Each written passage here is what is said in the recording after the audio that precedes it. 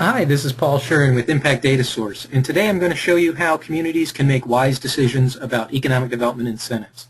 Let me first give you an overview of our approach, and then we'll walk through an example. To ensure that communities make wise decisions on incentives, we recommend that they estimate the value of the proposed project, by conducting an economic and fiscal impact analysis, which will identify the net benefits to each of the local taxing districts. Next, let's assume that the city is considering an incentive for the project, and the city should compare the net benefits to the value of the incentive by viewing the value of the incentive as an investment that the city makes in the project, and then net benefits to the city as the return on that investment. You can calculate a rate of return and a payback period. Now, developers, businesses, and site location consultants often request local economic development incentives to assist with valuable projects in the community. Your community may even have a policy of offering certain types of projects targeted to economic development incentives.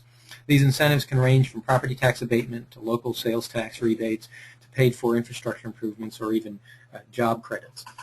No matter what the incentive is, as an economic developer, it is your responsibility to make sure that you use the community's scarce resources wisely. Therefore, it's important to implement a quantitative process to estimate the value of the proposed project and determine the appropriate value of incentives that the community may offer. Now, I'm going to switch over to an example of our impact model to show you how we recommend that communities make these decisions. Here's an example of our total impact model. You can learn more about the program on our website. Our model is customized with all of the relevant local tax rates and other assumptions. We also include regional economic impact multipliers from the Bureau of Economic Analysis, so the model can evaluate nearly any type of project. In this example, I've already entered some information about a project. In this case, we're considering a proposed warehouse and distribution center in Central Texas, and I've entered the information about the firm's expected capital investment, employment, and operations. Now, based on this project-specific information and the assumptions we've built into the model, we can calculate, the model will estimate the value of the project to the community, and we can view the summary of the firm's projected economic and fiscal impact. We have two reports here to do that, an executive summary and a full report. Let's first just take a look at the executive summary. Here we can see at the high level of the economic impact over the 10 years, you can see a total of 71 jobs will be created by this project. You can also see the wages to be paid over a 10-year period, and an estimate of the new workers, residents, and school children moving to the community, along with the projected increase in residential and commercial property on the tax rolls.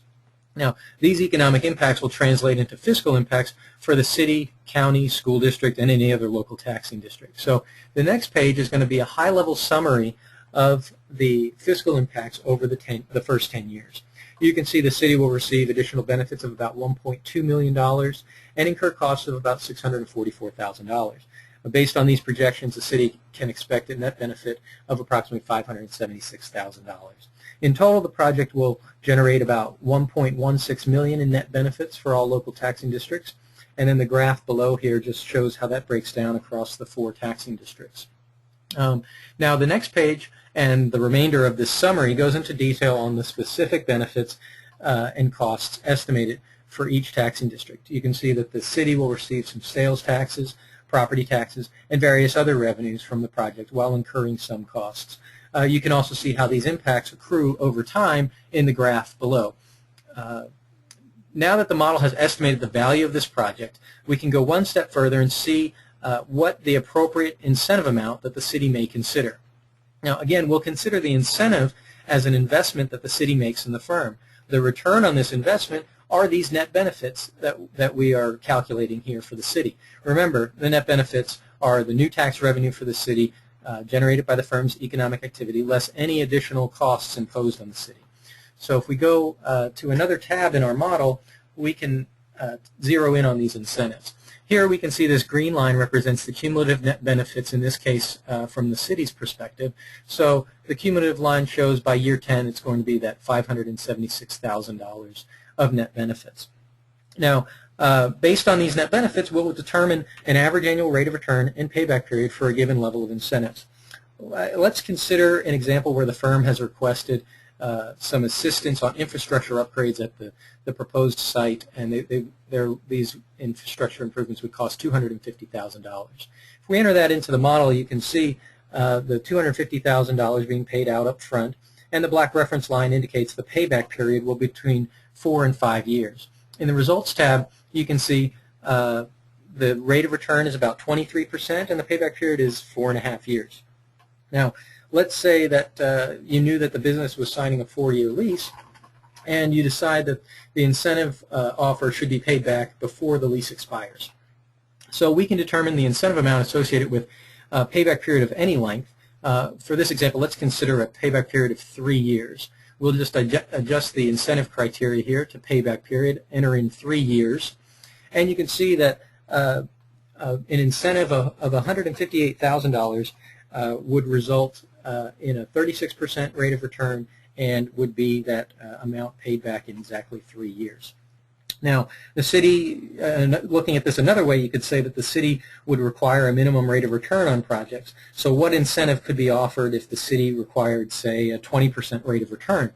Now, again, we can change the incentive criteria to rate of return, enter in 20%, and we can see that an incentive of $288,000 will result in that 20% rate of return.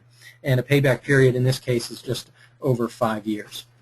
Now, we can get more sophisticated in other models. We can determine an internal rate of return if that's more appropriate, and we can even schedule payments at various intervals, again taking into the time value of money and not having to pay these incentives all at the front end.